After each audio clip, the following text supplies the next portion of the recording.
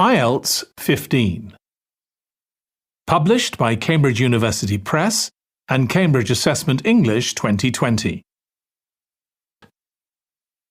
Test 2. This is the IELTS listening test. You will hear a number of different recordings and you will have to answer questions on what you hear. There will be time for you to read the instructions and questions, and you will have a chance to check your work. All the recordings will be played once only. The test is in 4 parts. At the end of the test, you will be given 10 minutes to transfer your answers to the answer sheet. Now turn to Part 1.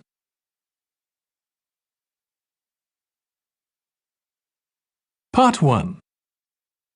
You will hear a woman calling a tourist information office to ask about a festival. First, you have some time to look at questions 1 to 4.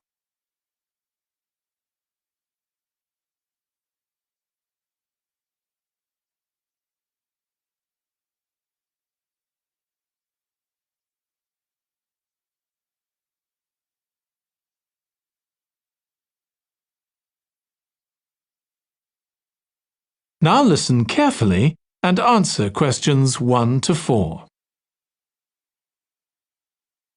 Good morning. You're through to the Tourist Information Office. Tim speaking. How can I help you? Oh, hello. Could you give me some information about next month's festival, please? My family and I will be staying in the town that week. Of course. Well, it starts with a concert on the afternoon of the 17th. Oh, I heard about that. The orchestra and singers come from the USA, don't they? They're from Canada. They're very popular over there. They're going to perform a number of well-known pieces that will appeal to children as well as adults. That sounds good. My whole family are interested in music. The next day, the 18th, there's a performance by a ballet company called Eustatis. Sorry? The name is spelled Eustatis. They appeared in last year's festival and went down very well. Again, their programme is designed for all ages. Good. I expect we'll go to that. I hope there's going to be a play during the festival. A comedy, ideally. You're in luck. On the 19th and 20th, a local amateur group are performing one written by a member of the group. It's called Jemima.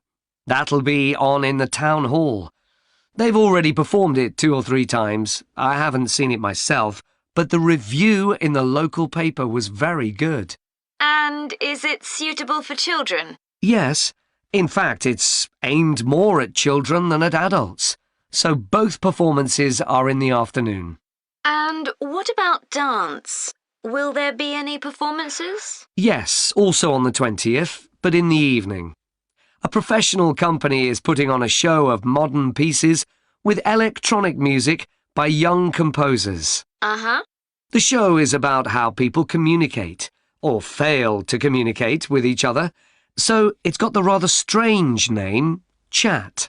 I suppose that's because that's something we do both face-to-face and online. That's right. Before you hear the rest of the conversation, you have some time to look at questions 5 to 10.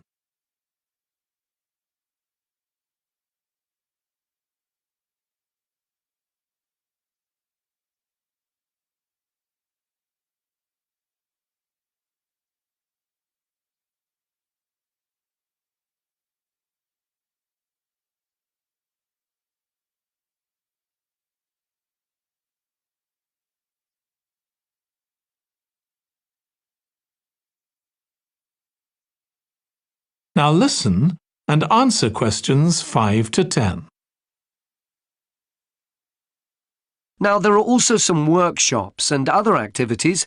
They'll all take place at least once every day, so everyone who wants to take part will have a chance. Good. We're particularly interested in cookery. You don't happen to have a cookery workshop, do you? We certainly do. It's going to focus on how to make food part of a healthy lifestyle. And it'll show that even sweet things like cakes can contain much less sugar than they usually do. That might be worth going to. We're trying to encourage our children to cook. Another workshop is just for children, and that's on creating posters to reflect the history of the town. The aim is to make children aware of how both the town and people's lives have changed over the centuries. The results will be exhibited in the community centre. Then, the other workshop is in toy making, and that's for adults only. Oh, why is that? Because it involves carpentry. Participants will be making toys out of wood, so there'll be a lot of sharp chisels and other tools around. It makes sense to keep children away from it. Exactly. Now, let me tell you about some of the outdoor activities. There'll be supervised wild swimming. Wild swimming? What's that? It just means swimming in natural waters, rather than a swimming pool. Oh, okay. In a lake, for instance. Yes. There's a beautiful one just outside the town, and that'll be the venue for the swimming. There'll be lifeguards on duty, so it's suitable for all ages. And finally, there'll be a walk in some nearby woods every day. The leader is an expert on insects. He'll show some that live in the woods and how important they are for the environment. So there are going to be all sorts of different things to do during the festival. There certainly are. If you'd like to read about how the preparations for the festival are going, the festival organizer is keeping a blog. Just search online for the festival website, and you'll find it. Well, thank you very much for all the information. You're welcome. Goodbye. Goodbye. That is the end of part 1. You now have 1 minute to check your answers to part 1.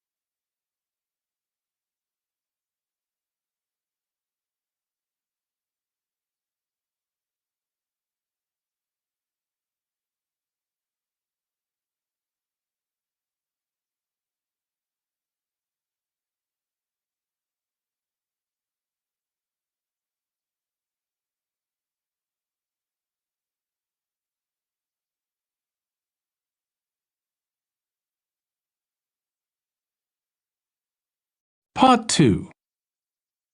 You will hear part of a talk to a gardening club about a local park.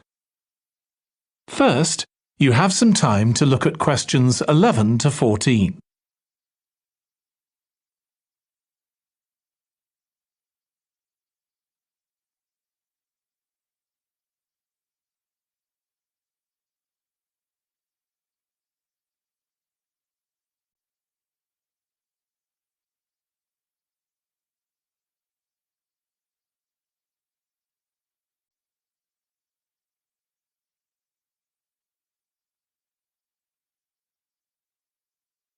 Now listen carefully and answer questions 11 to 14. I'm very pleased to welcome this evening's guest speaker, Mark Logan, who's going to tell us about the recent transformation of Minster Park. Over to you, Mark. Thank you. I'm sure you're all familiar with Minster Park. It's been a feature of the city for well over a century, and has been the responsibility of the City Council for most of that time. What perhaps isn't so well known is the origin of the park.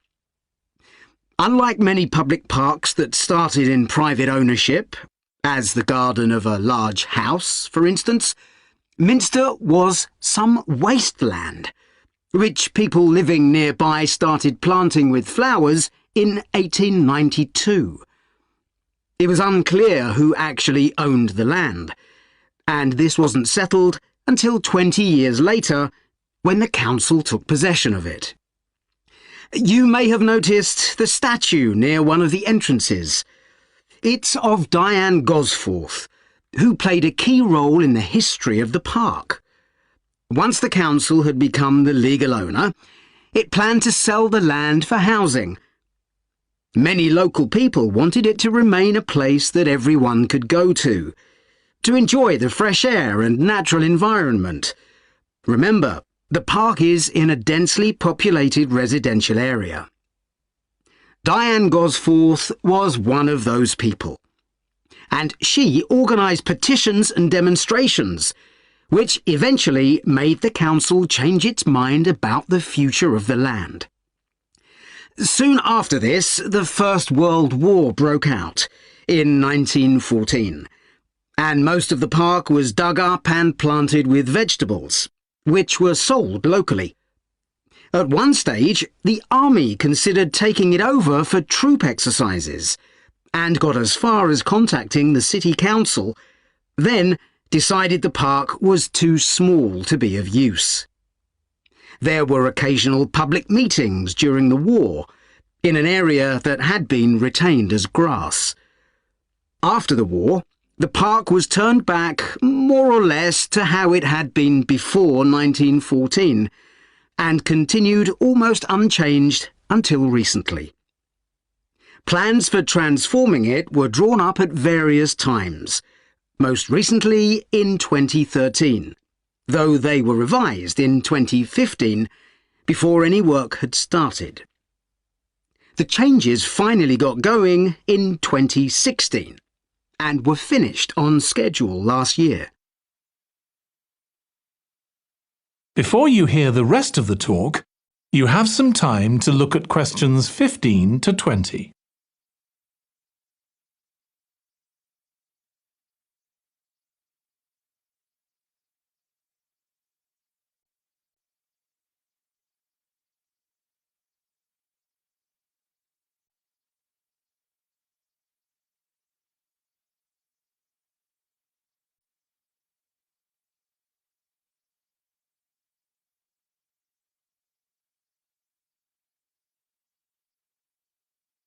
Now listen and answer questions 15 to 20.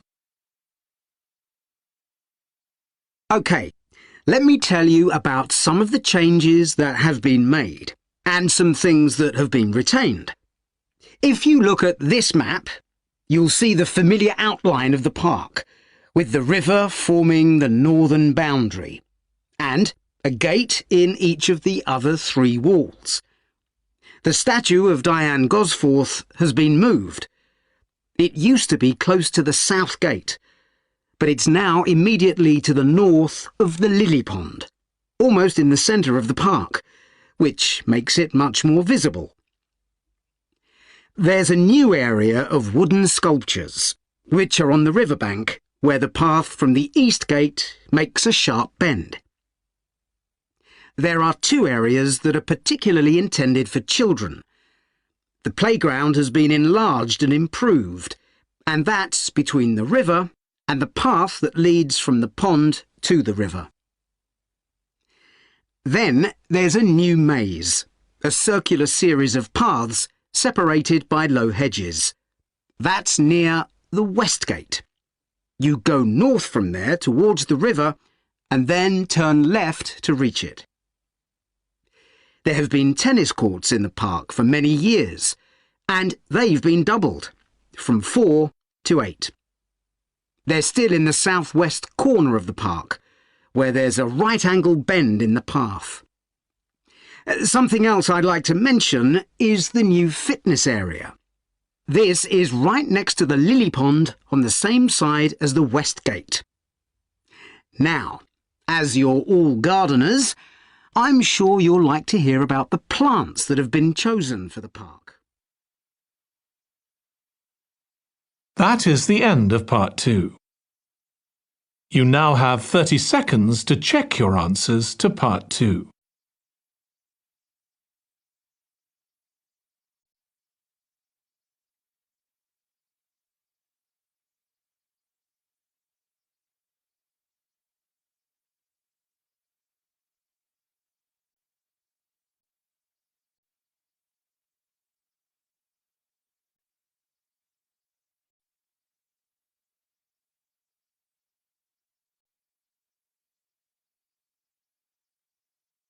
Part 3.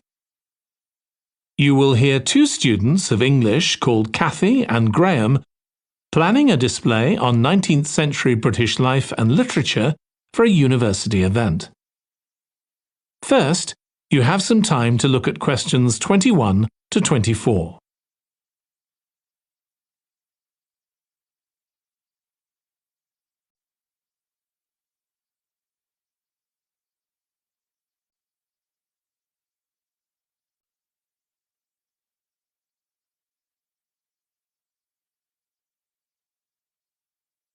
Now listen carefully and answer questions 21 to 24.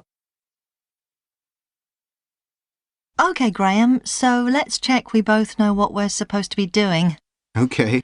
So, for the university's open day, we have to plan a display on British life and literature in the mid-19th century. That's right. But we'll have some people to help us find the materials and set it up, remember? For the moment, we just need to plan it. Good. So, have you gathered who's expected to come and see the display? Is it for the people studying English or students from other departments? I'm not clear about it. Nor me. That was how it used to be, but it didn't attract many people, so this year it's going to be part of an open day to raise the university's profile. It'll be publicised in the city to encourage people to come and find out something of what goes on here. And it's included in the information that's sent to people who are considering applying to study here next year. Presumably, some current students and lecturers will come? I would imagine so. But we've been told to concentrate on the other categories of people. Right. We don't have to cover the whole range of 19th century literature, do we? No, it's entirely up to us. I suggest just using Charles Dickens. That's a good idea. Most people have heard of him and have probably read some of his novels or seen films based on them. So that's a good lead-in to life in his time. Exactly. And his novels show the awful conditions that most people had to live in, don't they? He wanted to shock people into doing something about it. Did he do any campaigning other than writing? Yes, he campaigned for education and other social reforms and gave talks. But I'm inclined to ignore that and focus on the novels. Yes, I agree. Before you hear the rest of the discussion, you have some time to look at questions 25 to 30.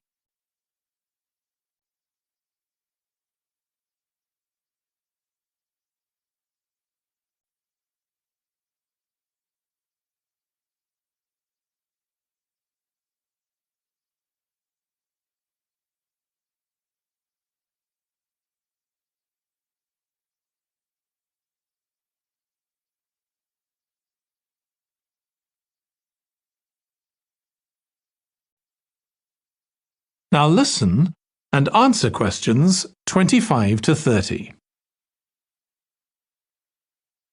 OK, so now shall we think about a topic linked to each novel? Yes, I've printed out a list of Dickens's novels in the order they were published, in the hope you'd agree to focus on him. You're lucky I did agree. Let's have a look. OK, the first was The Pickwick Papers, published in 1836. It was very successful when it came out, wasn't it? And was adapted for the theatre straight away. There's an interesting point, though, that there's a character who keeps falling asleep, and that medical condition was named after the book, Pickwickian syndrome. Oh, so why don't we use that as the topic and include some quotations from the novel? Right. Next is Oliver Twist. Mm-hmm. There's a lot in the novel about poverty, but maybe something less obvious. Well, Oliver is taught how to steal, isn't he?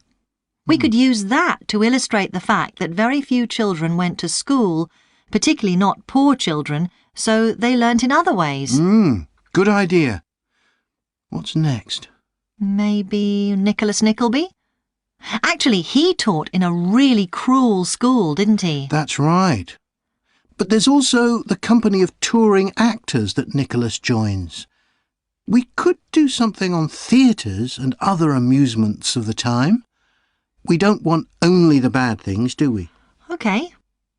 What about Martin Chuzzlewit? He goes to the USA, doesn't he? Yes. And Dickens himself had been there a year before and drew on his experience there in the novel.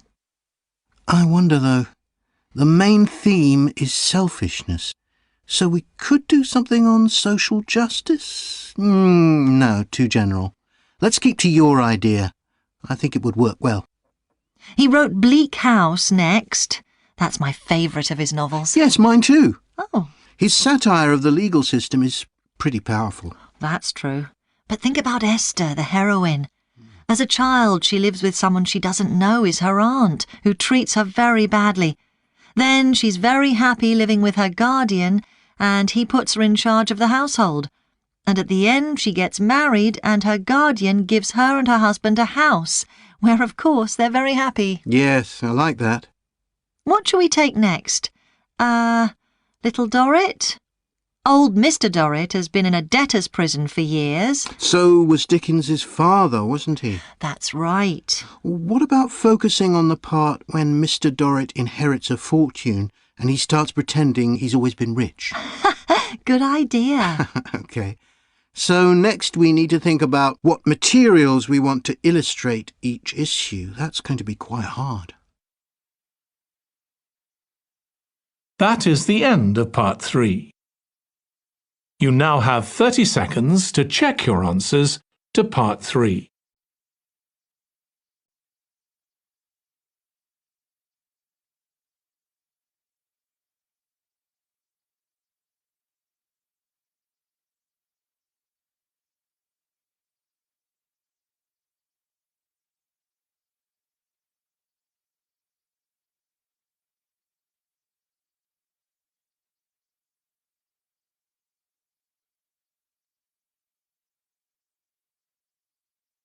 Part 4. You will hear part of a presentation about an agricultural program in the country of Mozambique. First, you have some time to look at questions 31 to 40.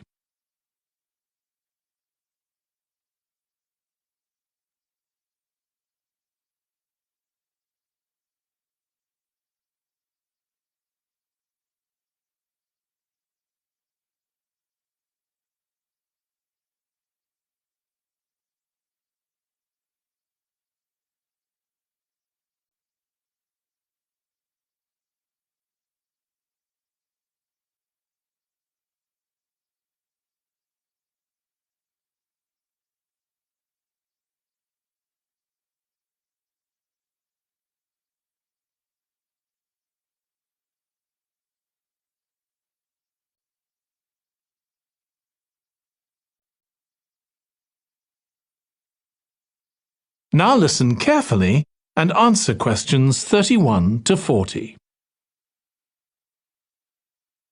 I'm going to report on a case study of a programme which has been set up to help rural populations in Mozambique, a largely agricultural country in Southeast Africa.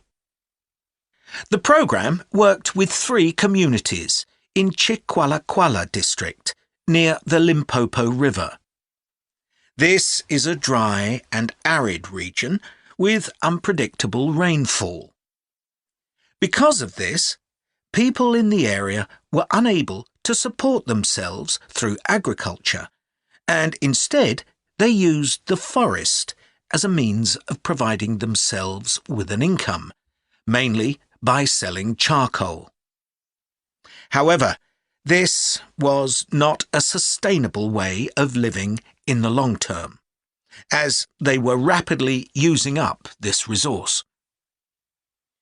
To support agriculture in this dry region, the programme focused primarily on making use of existing water resources from the Limpopo River by setting up systems of irrigation, which would provide a dependable water supply for crops and animals.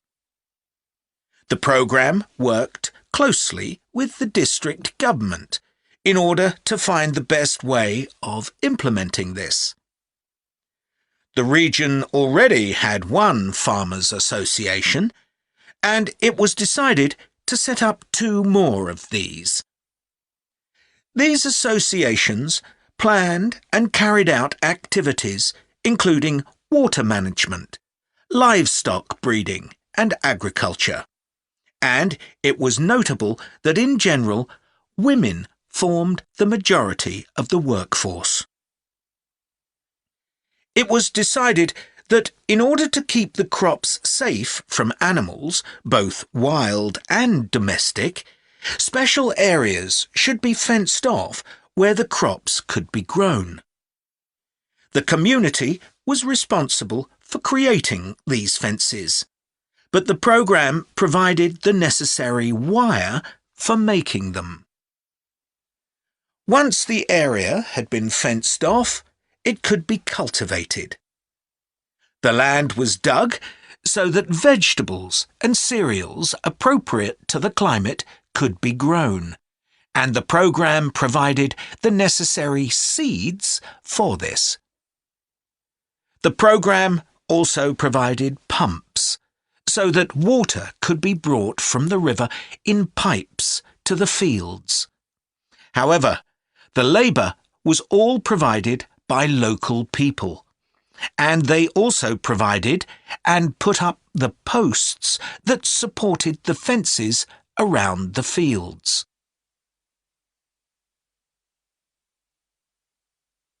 Once the programme had been set up, its development was monitored carefully. The farmers were able to grow enough produce not just for their own needs, but also to sell. However, getting the produce to places where it could be marketed was sometimes a problem, as the farmers did not have access to transport, and this resulted in large amounts of produce, especially vegetables, being spoiled. This problem was discussed with the farmers' associations, and it was decided that in order to prevent food from being spoiled, the farmers needed to learn techniques for its preservation. There was also an additional initiative that had not been originally planned, but which became a central feature of the programme. This was when farmers started to dig holes for tanks in the fenced-off areas and to fill these with water and use them for breeding fish, an important source of protein.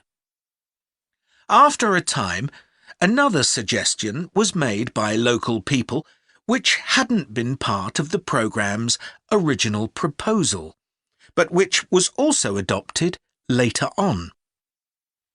They decided to try setting up colonies of bees, which would provide honey both for their own consumption and to sell. So, what lessons can be learned from this programme? First of all, it tells us that in dry, arid regions, if there is access to a reliable source of water, there is great potential for the development of agriculture. In Chiqualaquala, there was a marked improvement in agricultural production, which improved food security and benefited local people by providing them with both food and income. However, it's important to set realistic timelines for each phase of the programme, especially for its design, as mistakes made at this stage may be hard to correct later on. The programme demonstrates that sustainable development is possible in areas where there is. That is the end of Part 4. You now have 1 minute to check your answers to Part 4.